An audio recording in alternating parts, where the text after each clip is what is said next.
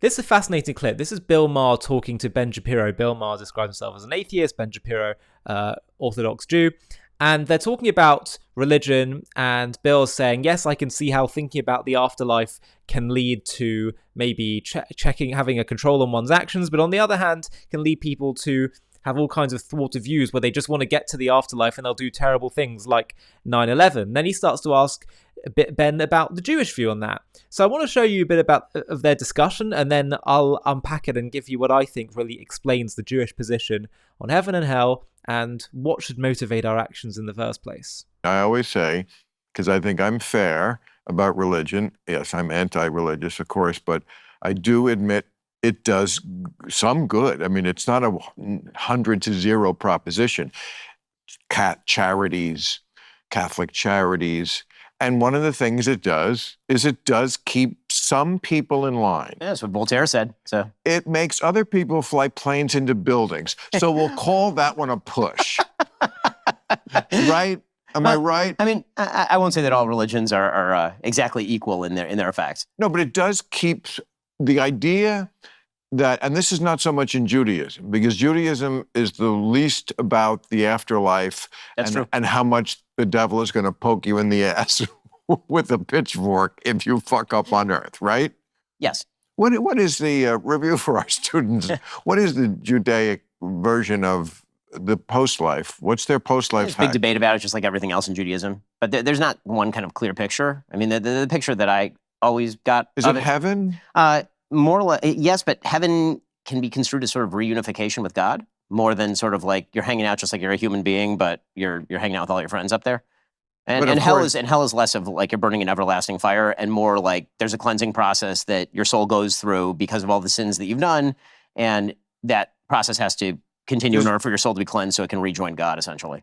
But Judaism has a concept of hell, of Hades, of no, not really, right? And that's hugely different.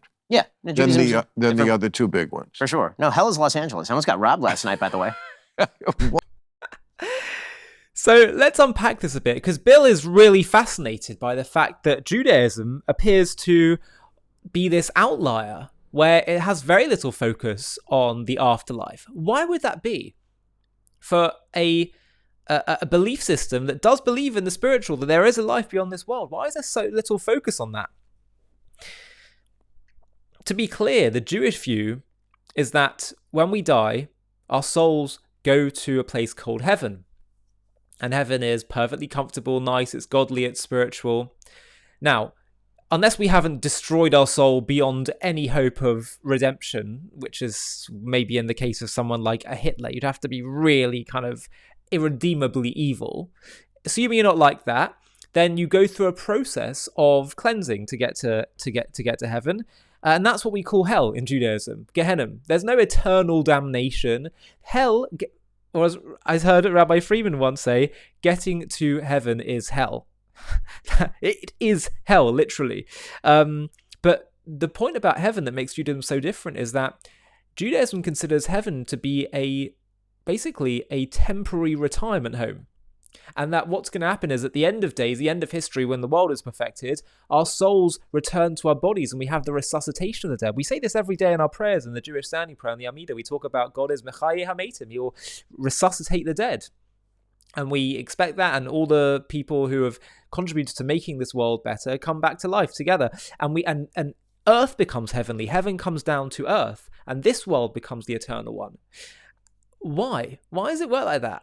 All the other religions seem to talk about it as if we all kind of go up to heaven, the rapture, all these other things, and we have eternal reward of pleasure. Why is Judaism the outlier in this? Well, let's actually have a think about the alternatives at the moment. As Bill recognizes, and the reason why he's right to be a bit disturbed by this, basically every other religion will tell you that God puts you here, you're in trouble, you need to get to heaven, and better get on with it. And if you don't, much as God loves you, if you don't do it, you will face eternal damnation. Wow. So God puts me here without asking me here to be here, whether or not I want to be here, without getting my consent. He says, love me or else. Serve me or else you're going to die, and you're going to suffer forever in hell. It sounds like a monster. And yet many people believe in it. And yes, and you know what's particularly interesting as well about the now you don't have to be this worldview where you're obsessed with the next world, the next life. You can get that in Christianity, you can get that in Islam. It doesn't have to mean you're going to end up doing terrible things. The question is what you think God needs you to do in order to get to that next life. So in the case of Hamas, they think what I need to do is blow myself up and kill Jews or whatever to get there. Christianity, not so much. So it doesn't necessarily lead to doing terrible, violent, evil things. But what we have to acknowledge is that regardless, it's actually not really a sort of emboldening, uplifting way of having spirituality. And I think it's one of the reasons Bill is turned off by it, because he's sort of feeling, if I'm doing all these things to get my reward in heaven as like an insurance policy, how is that spiritual? How is that getting beyond myself, connecting to God? That's just looking after myself. That's just spiritual self-service. I'm not serving God, I'm serving myself. Hamas and the jihadists, they're serving themselves. They want their 72 virgins. They're going to heaven. There's nothing noble about that. And yes, even in other religions, even if your approach in Judaism to life is I'm doing this so I can get heavenly reward, it's all based on this assumption, this worldview that Bell has, that basically God created you and said, do this or you're going to suffer otherwise, or at the very least, you're not going to get reward. And it's self-serving, it's burdensome, and it's threatening. It's like, I'm putting you here without your consent, do it or else. And it's like, what is this? What does God want of us? And why? Why would he do this to me? It just doesn't make God seem particularly appealing. We don't, and it's in some ways it's a compliment to the human being that we don't like this idea of making our lives all about just having to win a rat race, basically. So I wondered for many years why it is that the Jewish view of heaven, or the eternal world and the next world, is the world back down here with our bodies connected to our souls again, and this world becoming eternal. And I discovered the answer a few years ago when I did an interview with Rabbi Manis Friedman. You can look it up on YouTube. It's called Do We Need God or Does God Need Us? It all comes down to that fundamental question. Why are we here? Okay, there's a God, there isn't a God, whatever. If there is a God, why did he place us here? What's the point of all this? So I can get this heavenly reward? Or what if I just say, well, I'm not so interested. Didn't ask for it in the first place. Oh, you're going to threaten me now? What kind of a relationship is this? So that is one approach. One approach is people say, you're here not because God needs anything. So he's doing it to give you a chance to get all this pleasure. And Bill rightly finds that burdensome and just threatening and intimidating. But there's another approach, which Rabbi Friedman introduced me to and really is brought out in Hasidic Judaism, which is sort of mystical and just more intimate approach looking at Jewish philosophical issues. And he basically addresses this question with such an intuitive perspective, which is to say, if I create something, do I create it because it's coming from me, something I really desire, I need, I want, or is it not? So I create a table, and let's say I need a desk. I have a desk in front of me. When I create this desk, do I create the desk because I need the desk, or because the desk needs me? Well, the desk needs me only because if I didn't create it, it wouldn't be there. But why is it there in the first place? Who started this whole thing? I started it. I need the desk. The desk doesn't need anything at all, actually. The desk only exists for one reason alone, out of my need for it to be here. So the desk is here because it's needed by me. So when we say some people in religious camps can think, it doesn't make a difference to God whether or not you serve him or not, whether or not you have a relationship with him. It's just up to you and how it affects you. So you're telling me God starts this whole process of creation, and he tells us, please do all these things, these commandments, and he has no investment in it at all. You're making God seem ridiculous. He tells us every day on every page of the Torah how important this project of creation is to him. It came from within him. Nothing else could have motivated him other than him. So actually what Hasidut comes to bring to the table, and this is really brought out in the Tanya and Chabad and these kinds of approaches to understanding creation, is that God created this world out of his need for us to dwell in this world with us, in a world that would palpably, seemingly so disconnected from spirituality, the most distant world, the lowest of all possible worlds, where there's the slightest chance of connection to God, and we transform that through our own free will into something godly, then he truly has relationship with something else, with someone else, someone to share, to give to. That's what he's after. So, of course, we intuitively balk at this idea that God creates us, then says, get to heaven. What? And then you threaten me if I don't. It's just so ugly. But what about if you say God creates you because he needs you, because he desires a relationship with you? And it's not about us getting up there.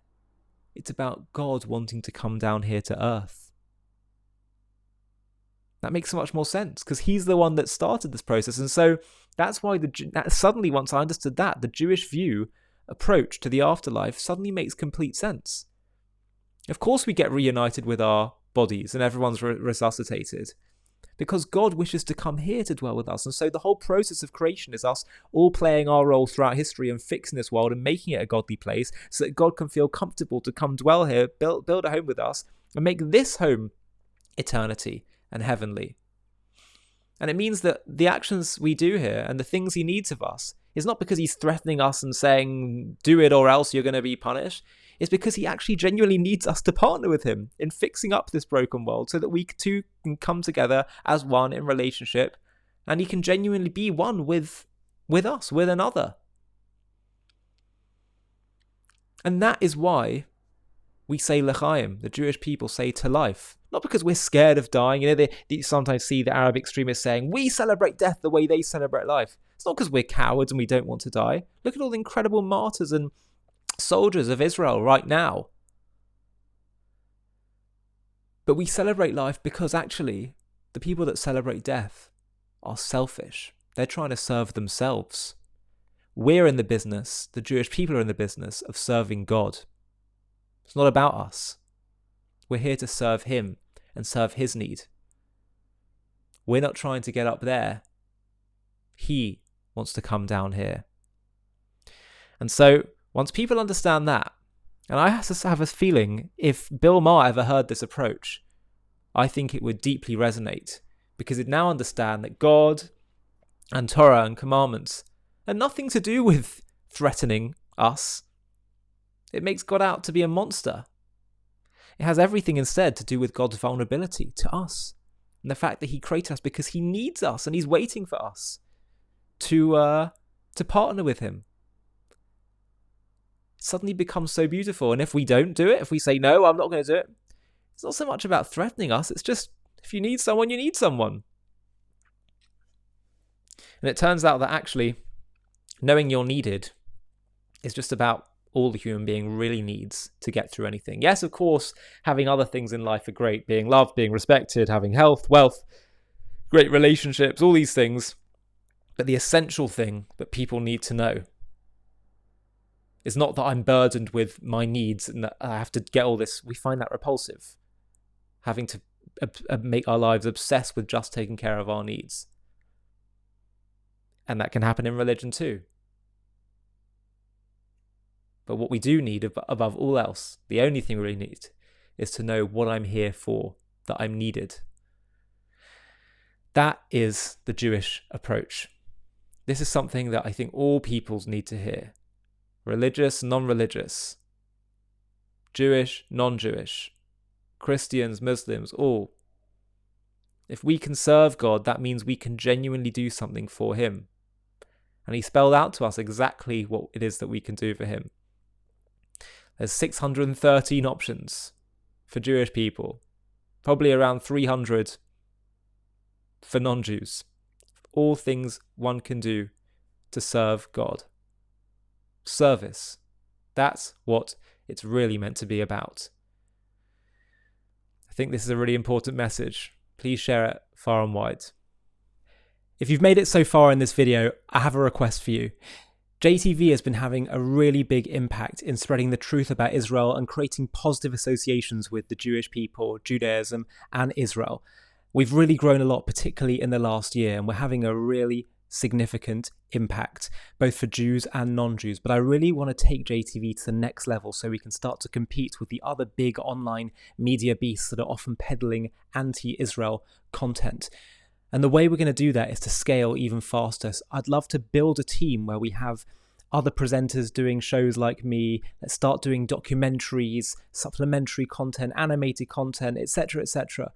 And to do that, I'd like to build a bit of a team. So what we're going to do is we're going to do one fundraising day, just one, where we try and build up some funding in order to fund such a team. Now, to do that, it's going to obviously require people to get involved. And I'm wondering if you would consider, if you're watching JTV content and appreciate what we do and want to help partner with us in taking this to the next level and spreading the truth farther and wider than ever before, I wonder if you'd consider partnering with us simply by running a mini page on the fundraiser that we do, where you just reach out to your contacts on that day that we choose to fundraise and see if they'll all chip in. If you'd be up for doing that, of which I would be so grateful, then please click on the Google form link in the video description of this video, where you can simply just put in a few contact details. It'll be a very small commitment, as I say, literally just one day that we'll all agree upon as a collective community. But the impact is going to be so big. There's such strength in numbers. If we all pull together and do this, we can take this to the next level. And as I say, all of us can partner together in bringing and spreading the truth to the whole world. So please do consider clicking on that link, filling in the form, and I'll be in touch very soon to talk about the next steps. Small commitment, but a big impact. Hi, thank you so much for watching. To watch another one, click here. To stay up to date with all our content, click here to subscribe. And if you're able to, you can help support JTV to grow and grow by clicking join below this video, where you can become a member and get perks including early access to videos and private live discussions with me. But most of all, you'll be partnering with us on our mission to change the world.